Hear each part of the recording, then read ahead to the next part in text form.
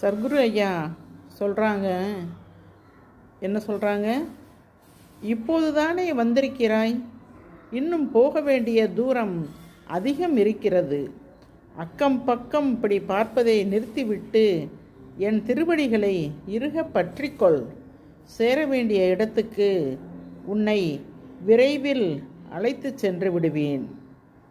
புரிகிறதா? சர்க்குருவின் பாதங்களை, திருவடிகளை இறுக பற்றி கொள்ள வேண்டும். மறுமுறை சொல்லட்டுமா சர்க்குருவின் குரலை? இப்போதுதானே வந்திருக்கிறாய், இன்னும் போக வேண்டிய தூரம் அதிகம் இருக்கிறது. அக்கம் பக்கம் பார்ப்பதை நிறுத்தி என் திருவடிகளை இறுக பற்றிக்கொள்.